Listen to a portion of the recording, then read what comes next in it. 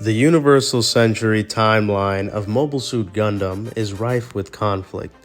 Its history spans the better part of 200 years, in an era where mankind has ventured off the Earth to live in space and has access to technologies capable of creating clusters of colonies.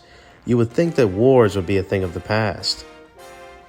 That presumption would fall flat in the face of the utter chaos that constantly crops up in the Universal Century. It can be said that the major source of the repeated fighting in the Universal Century began in UC 0079 with the Titanic War, known infamously as the 1-Year War. However, even that terrible conflict had grown from seeds sown years earlier. It was the machinations of one twisted family that set the Earth sphere on such a course. Let's take a journey into the depths of the divisive philosophy that is known as Zeonism and Kantilism and explore its similarities with real-world philosophies. In the year UC 0052, a man named Zeon Daikun emigrated to Side 3 and began sharing his philosophy of Kantilism. Kantilism would later become known as Zeonism. He gathered a great many supporters and was even elected the leader of Side 3. It was fairly obvious that he was a man of the people. He continued laboring in his quest to realize his ideals, much to the ire of the Federation. Then the flashpoint occurred. In UC 0068, he dies under mysterious circumstances. His last words were Degwin Zabi. Degwin was one of Daikun's greatest allies, and Degwin took this to mean that he was now appointed as Daikun's successor. The curtain had closed on Daikun, and the stage was now set for new actors. But what did Daikun believe? Kantilism is hard to narrow down to a few specific views, but some sources do exist, such as the Mobile Suit Gundam novels and creator Yoshiyuki Tomino's setting notes. In general, Kantilism shared the beliefs that the Earth was sacred and should be preserved, as well as that all space colonies should be independent from the Federation. He also gave birth to the new type theory, which proposed that upon moving into space, mankind would evolve and develop even further.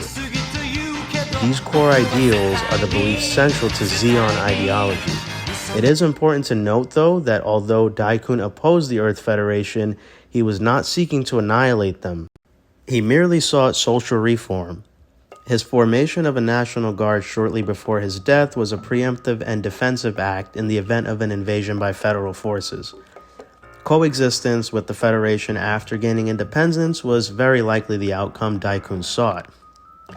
Unfortunately for us, and for the entire Earth sphere, he would never live to see the end of the decade, let alone his philosophy and ideals twisted and torn apart.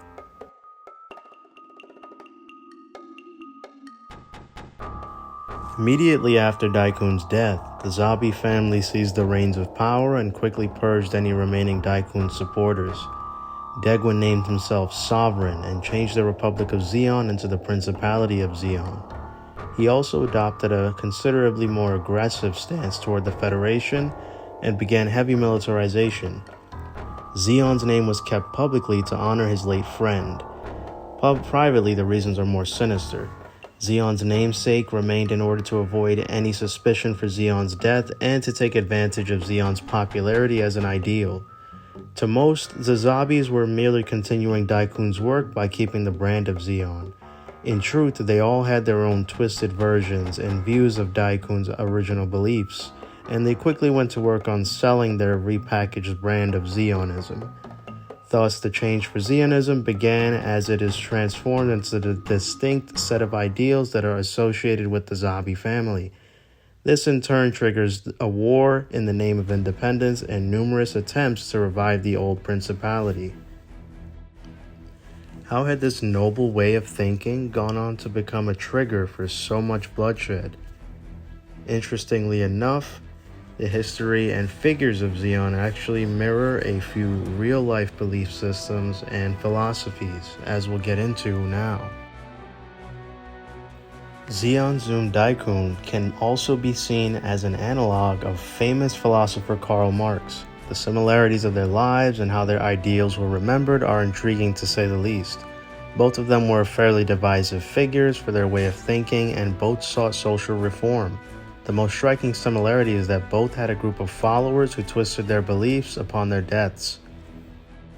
Zeon's tenets strongly mirror Marx's doctrine that the ruling classes commonly exploited the working classes for their own benefit.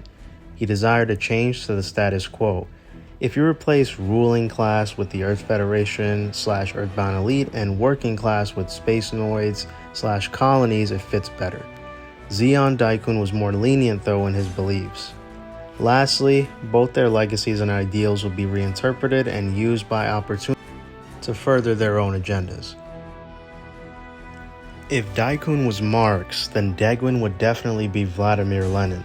Lenin was a man who was an avid believer in Marx's ideals, albeit in his own interpretation. Just like Lenin after Marx, Daegwin hijacked Daikun's ideals and used them to catapult himself and his family to power. They both also believed that a strong dictatorship was necessary in order to meet their goals. Upon attaining leadership positions, the both of them immediately went about changing the very fabric of their respective governments and nations as well. Daegwin, as stated earlier, took on a more aggressive approach with regards to wanting independence from the Earth Federation. Sure enough, he and Lenin would definitely agree in their usage of violence as a revolutionary catalyst. Maybe it's best that we never had a real-life Daegwin. It doesn't get any better, however. From here, it only gets worse. Now the ideal explodes and is formed into its most famous incarnation in universe. This is thanks or no thanks to the politics and views of the supreme commander of the former Principality of Zeon, Giran Zabi. Unfortunately, Giran Zabi used his oratory craft to share his supremacist views on how Spacenoids are the chosen race of mankind and must rise up to destroy their lowly Earthnoid counterparts. Igniting a race war, huh? Sound like anybody else in history? Giran's gift for speechcraft swept up millions of civilians in his beliefs, and his strategic mind captured the respect and admiration of various soldiers, from the lowly soldier to the highest-ranking admirals. Giran is without a doubt the Gundam universe's Hitler. However, he also mirrors another infamous dictator. That leader would be none other than Joseph Stalin. Giran maintains a cult of personality, just like both Hitler and Stalin did in their reigns. I will bring into attention, however, the fact that Giran preferred totalitarian rule, and his spy/intelligence networks allowed him to have eyes almost everywhere, essentially making the Principality a big police state. Stalin likewise did the same. Unlike his father, Giran didn't believe in negotiations through diplomacy and was extremely cold in his pursuit of his ideals, drawing yet another parallel with Stalin. Giran secretly arranges his father's assassination much in the same way that Stalin purged those who disagreed with him, even close friends. Thank you guys so much for watching. Please leave a like, comment, and subscribe. And if you don't, you know what'll happen to you.